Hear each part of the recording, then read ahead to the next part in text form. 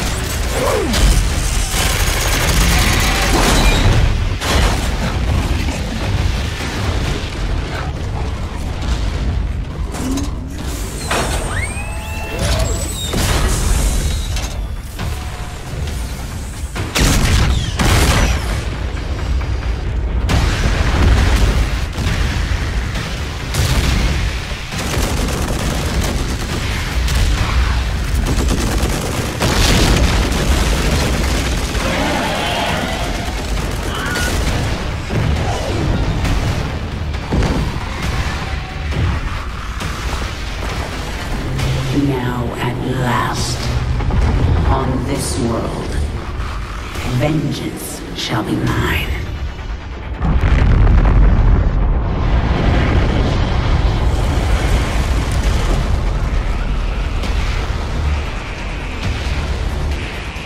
For I am the Queen of Blades.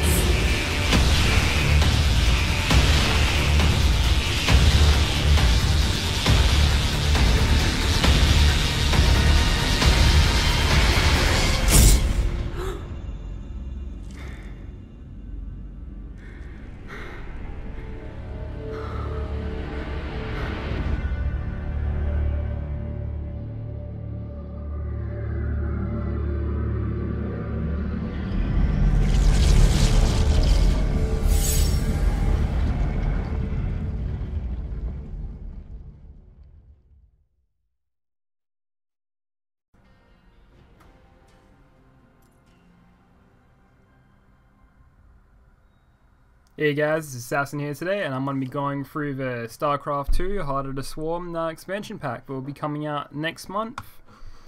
I just put in the opening cinematic trailer for Heart of Swarm. It pretty much just shows a part of the footage from the Queen of Blades, which is Kerrigan, before she gets saved by Jim Raynor in StarCraft 2. Spoiler there. Whoopsie daisy. Anyway, I'm just going to move straight into what else there is. The game comes out 12th of March this year, which is good for us. If you get the special edition though, the limited one, what you'll get is you'll get the game, obviously. It should be like $88 for Australian price for the limited edition. What you get though is you get an exclusive behind the scenes DVD and a Blu-ray disc 2-disc set. You get a soundtrack which comes exclusively of the collector's edition or the digital download. You get an art book, you have a Zerg Rush mouse pad, and then you get some pretty cool exclusive in-game content that is compatible with different games.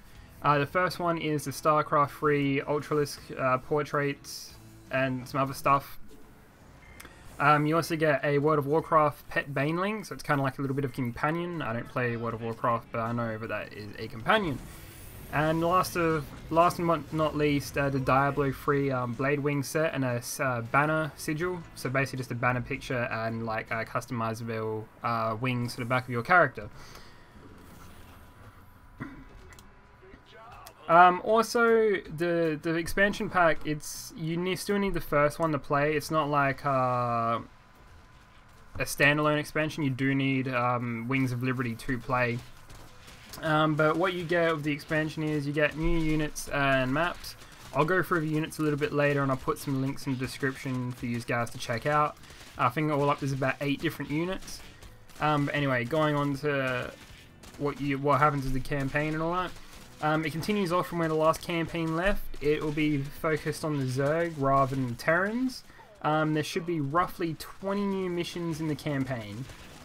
You'll have new gameplay dynamics, such as, since you're taking on the Zerg, what you would be doing is you'd be upgrading your Brood, essentially, and you'd be upgrading Kerrigan as you go, and Kerrigan will be like your commander unit, but you get to upgrade her. So it'll be like using Jim Raynor in the missions. However, you actually be able to upgrade the main character. You have the new units and multiplayer maps, different strategies you'll be able to use. Battle.net will be getting some improvements, some challenges and some achievements. And you'll be getting some really beautiful looking cinematics. That is another thing. Blizzard do really good cinematics. It's a pity their games aren't that good looking. I really would like to see some StarCraft, a StarCraft 2 movie or a StarCraft movie in general, because if you watch the trailer just before this clip, it is actually really cool looking, especially where all those siege tanks are lined up, and just, it's really cool.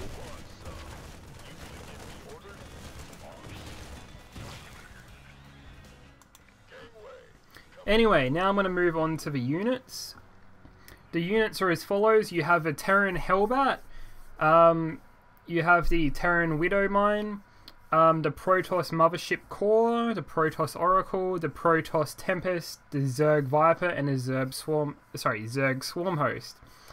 The Hellbat is pretty much an anti-melee infantry unit. It has a fire attack and it's pretty close range, high HP. You have the Widowmine. It can bury itself and pretty much attack ground units only. Most of these starter unit things aren't really that good. They're just unique. The Mothership Core is something that's actually pretty cool. It's a standalone unit, but it can be upgraded to a Protoss Mothership later in game.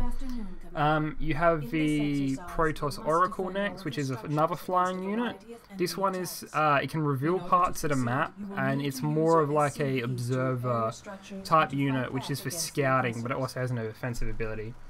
Another unit for the Protoss is called the Tempest. I don't know too much about this, but I'm pretty sure it's a capital ship, and it is flying. I don't know much about it, so I'm just going to skip that one. And then you have the Zerg Viper. This one is actually really cool because this one is basically anti-ground. The way it works essentially is it has multiple abilities. The first one is the most cool. It pulls an enemy unit to the Viper. So say you're going to attack a Terran base and there's siege tanks all lined up. There's an ability to use a cloud, which basically stops the enemies from shooting at you. It's like a smoke cloud, but it prevents them from shooting. And then what you can do is you can use like the pull attack, and the pull attack will pull that enemy unit to you and single it out, and then you can kill it from afar. So essentially, if someone's got like all siege tanks lined up, just pull them all those siege tanks to you, kill the siege tanks, go in, kill the marines while they can't attack back, push past, destroy supply depots, get inside the base, just rape them. And last and not least is the Swarm Host. The Swarm Host is kind of useless. It's another burrowing unit, but what happens is once it's burrowed, it'll automatically generate 3 locust swarms, and they're only ground attack. Of all of these units, I would say probably the only ones I'll use would be the Protoss units, the Viper, and the Hellbat. The Widowmine and the Swarm Host are both burrowing units, and if you're playing online, unless you're turtling, it's not really going to help.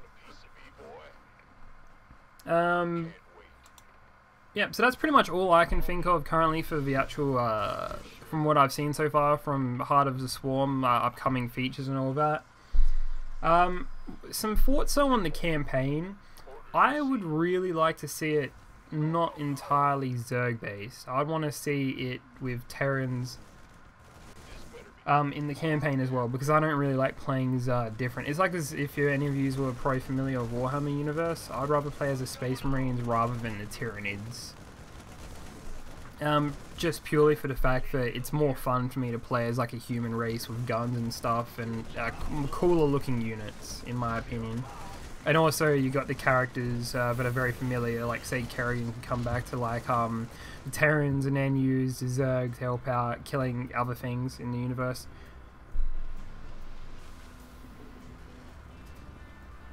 Anyway, so that's pretty much all I've got to say on Heart of the Swarm. I hope you guys enjoyed the cinematic and a bit of my ranting on about the new units and stuff. I will put links to the new units and stuff in the description, so that way you can go on and check them out on the Blizzard Battle.net thing anyway.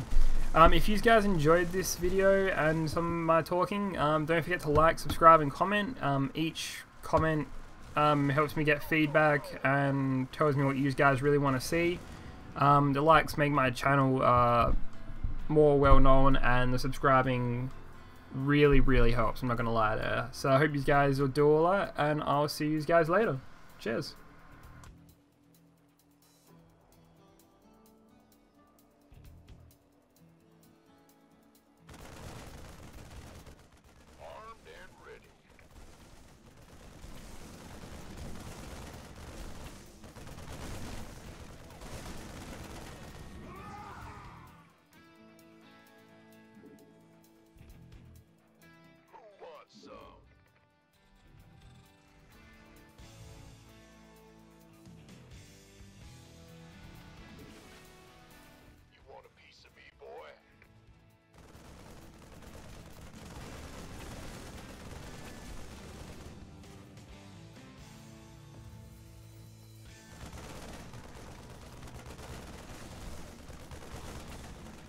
Add-on complete. Insufficient Vespene gas. This better be good.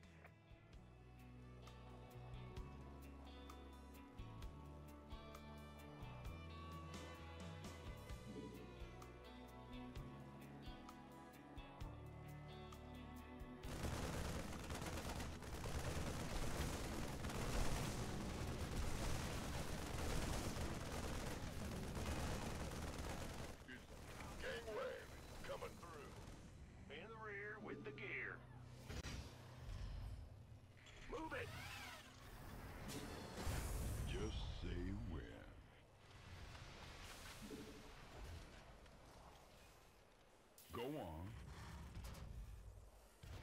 Armed and ready. Got a whole lot of love. Go, go, go! Oh, it's on.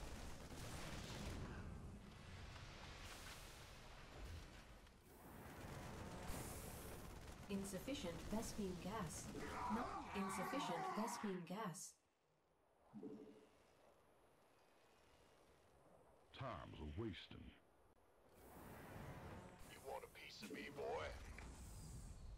Don't leave me hanging. You gonna give me It's go time. Say the word, baby. big job, huh?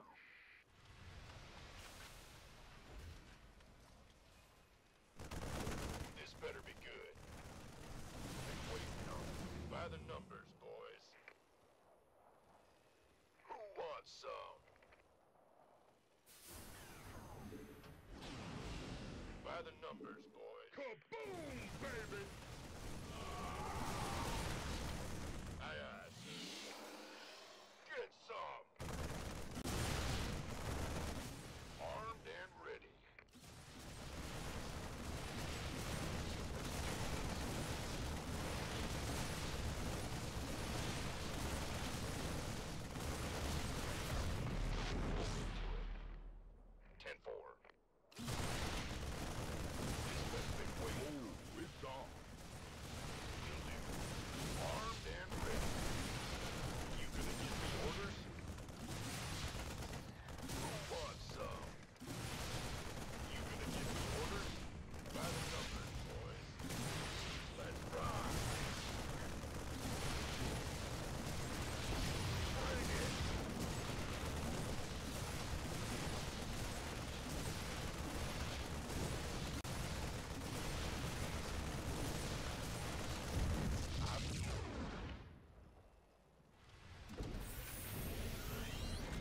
Whole lot of love.